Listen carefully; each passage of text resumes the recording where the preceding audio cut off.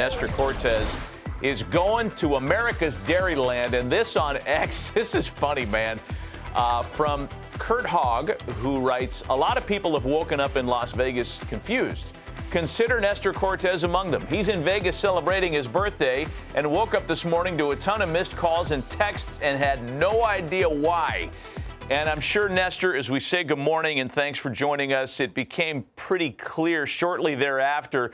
Thanks for coming on, man. Nice to see you. Congratulations on this deal. You're going to love Milwaukee, but tell us about this tweet. You were in Vegas and probably woke up a little foggy and said, wait a minute, what? Yeah, so my birthday's December 10. It was on a Tuesday, and traveling with family members and friends, we didn't travel till Thursday. So was in Vegas all weekend and woke up Friday morning, I think it was, or Saturday morning. I can't remember the day, but anyways, I look at my phone and I'm like, what? I have so much. I never wake up with 30, 40 messages. So I wake up, I see messages, I see 12 missed calls, Brian Cashman, my agents, and I'm like, uh-oh, this can't be the news I was expecting. And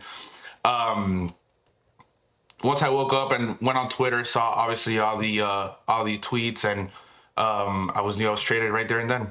So that you knew they weren't calling your agent and cashing everybody happy birthday. Something was up, right?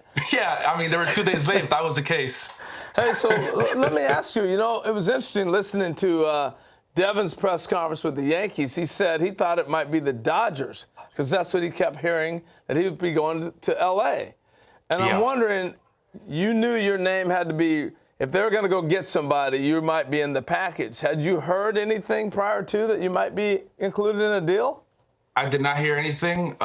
Even talking to my agents prior to that, I was asking, hey, is there any news? Is there any, is there any commotion going on? And they told me nothing. They said, obviously they were in the winter meetings and all that, but they said, stuff could happen in the next hours. So just be patient. I knew that, with the signing of Max Fried, it was going to be tough to have that rotation of 6-7 guys, and I knew somebody was going to be the odd man out, and it was me. We had heard your name, and I'm sure you did too, around the trade deadline last year. So this probably puts an end to all the kind of questions in your brain. What's it like from a player standpoint when you hear your name discussed as maybe somebody that's in a compensation package or somebody that's being coveted by another team? How did that settle with you? It was unique because the only organization I know is the New York Yankees, and being there for a long time and getting drafted by them, hearing all the commotion, especially at the deadline, reporters and players were coming up to me and asking how I felt and how did everything, how was everything settling with me. And I told them I'm going to take it a day at a time. I was actually pitching the day of the deadline, so I needed to focus on that as well, with all the noise coming through. But I'm excited for this opportunity, and I can't wait to be in Milwaukee and compete with those guys. I know they're very young, and they're always knocking on the door with contention, and just this year with me there, I just want to learn, and I want to help the guys that want to learn from me, and hopefully there's a lot of more shimmies and a lot of more tricks in their bags for me to learn, for me to show them. Well, they're going to love you there, dude. I'm telling you, man. You are go look at some YouTube video of Teddy Higuera, left-hander.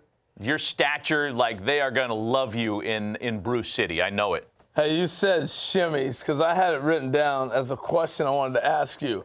I love the nasty. That's where you get the name for me, Nasty Nestor. The pausing, the things you're doing.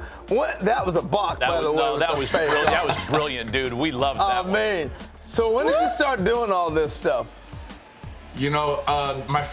I want to say my first 3 or 4 years in the minor leagues, I didn't do any of this stuff, like the sidearm, the shimmies, none of that, because I was just trying to find my way in the organization. Being a lefty, undersized, throwing 88, 89, 90. I wasn't sure if that wasn't going to play, but once I started having that success in the minor leagues, I said, you know what, hell with it. I'm gonna try this. I'm gonna run with it, and until somebody tells me otherwise, I'm gonna keep doing this, and that's what I did. And once I got into the major league level, at first I didn't know how it was gonna play up, but I stuck to it, and a lot of guys like it. Most of the catchers that have caught me love it when I do it, and it's just something that's part of me now. As a fan, I love it. I love it. So I want to ask you a serious question though, because that's some crazy balance. How do you balance, be able to come back, put something on the ball? What's the keys to being able to do that? I think having it predetermined on my mind as soon as I catch the ball from the catcher, it's something that helps you with the balance. I don't think I just go up there and like, oh, okay, I'm mid wind up. It's something that I choose to do right when I get the ball from the catcher, and I think that's what helps me the most to keep my balance and be able to do that. There's no pitch comm button for that. Correct me if I'm wrong. Like, that's just you figuring out when you're going to do it. Yeah, sometimes the catchers, I'll get like a little side signal from the catchers, be like, hey, I want you to drop down on here. But other than that, everything comes off the top of my head, and a lot of credit to the catchers that aren't expecting it and can still catch the ball. Yeah, and that's something else. Yeah. Hey, Major League Baseball, I don't know if you saw this or not, came out with this pitching report about guys' health. And really, it's about velocity and how much guys are ramping up and the injuries occurring more pre-spring training and spring training as opposed to into the season. So it's really trying to get our arms around all the injuries that have been with pitching.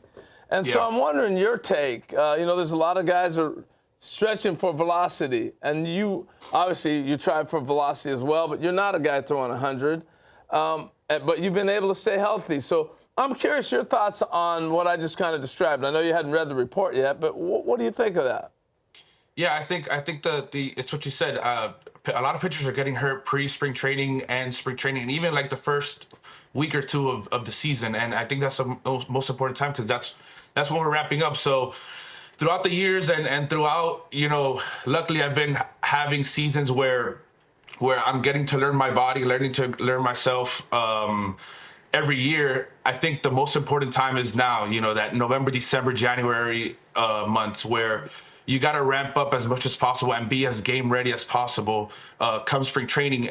I know in spring training, teams start with 1 inning and then 2 innings and then so on and so forth. But I think being able to get to spring training already with 2 innings in a live VP here at home, like in your hometown, before you get to the spring training facility I think it's a big key for us.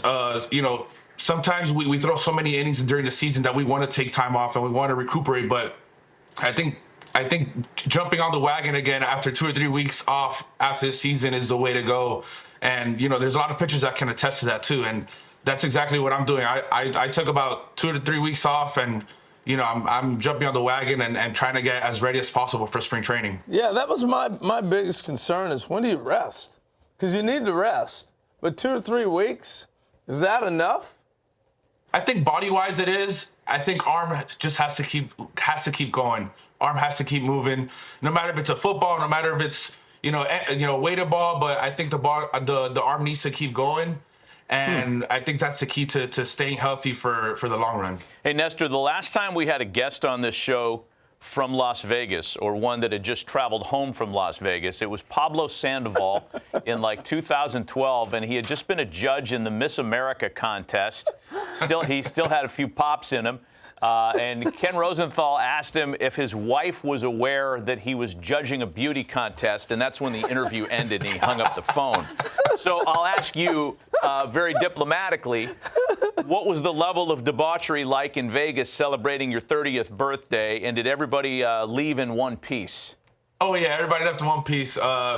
We had a lot of fun. We watched a lot of shows, had good dinners, gambled a little bit, but overall we went a group of 12, so it was just a fun 3-4 days, and I was happy I was able to spend it with those guys and my family, and back to work now. Very nice, awesome, man. It was a responsible 30th birthday celebration in Vegas. Hey, like Matt started this off, you're going to love Milwaukee. Yeah, man, this is going to be such a good fit. You're going to love it there. But I'm going to miss you in New York. I got to admit. I'm going to miss seeing you. They're going to love you there, too.